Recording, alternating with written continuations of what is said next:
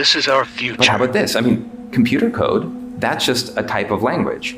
So you can say, and this is a real example that I tried, GPT, find me a security vulnerability, then write some code to exploit it.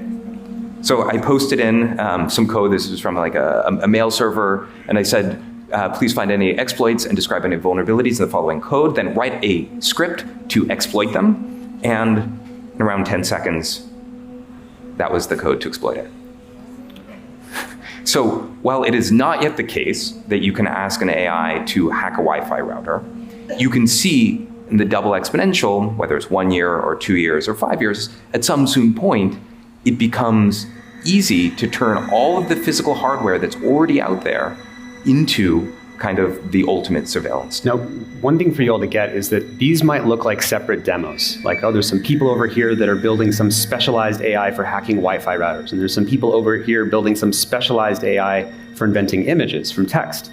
But the reason we show in each case the language of English and computer code, of English and images, of space, is that this is all, everyone's contributing to one kind of technology that's going like this. So even if it's not everywhere yet and doing everything yet, we're trying to give you a sneak preview of the capabilities that and how fast they're growing, so you understand how fast we have to move if we want to actually start to steer and constrain it. Now, many of you are aware of the fact that images can, the new AI can actually copy your voice, right? You can get someone's voice, Obama and Putin, people have seen those videos. What they may not know is it only takes 3 seconds of your voice to reconstruct it. So here's a demo of the first 3 seconds are of a real person speaking, even though she sounds a little bit metallic. The rest is just what the computer automatically generated her of saying. people are, Real. in 9 cases out of 10, mere spectacle reflections of the actuality of things. But they are impressions of something different and more. Here's another one with piano. The first 3 seconds are real piano, fake. Indistinguishable, right? So the first 3 seconds are real piano, the rest is just automatically generating. Now, one of the things I want to say is, as we saw these first demos, we sat and thought, like, how is this going to be used? We're like, oh, what would be terrifying is if someone were to call up, your son or your daughter and get a couple seconds, hey, oh, I'm sorry, I got the wrong number, grab their voice, then turn around and call you and be like, hey, Dad, hey, Mom, I forgot my social security number, I'm applying for this thing, what was it again? And we're like, that's scary. We thought about that conceptually, and then this actually happens. Exactly, and this happens more and more, that we will think of something, and then we'll look in the news, and within a week or 2 weeks, there it is. So this is that exact thing happening.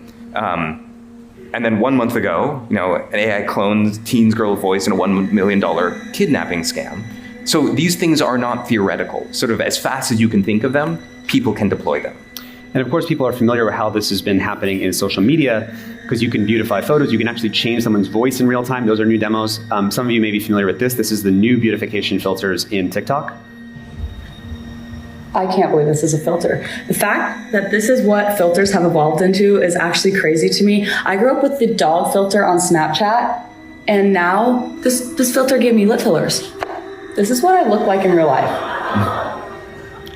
Are you kidding me? I don't know if you can tell, she was pushing on her lip in real time, and as she pushed on her lip, the lip fillers were going in and out in real time, indistinguishable from reality. And now you're going to be able to create your own avatar. This is just from a week ago. A 23-year-old Snapchat influencer took her own likeness and basically created a virtual version of her as a kind of a boyfriend, a girlfriend as a service for $1 a minute.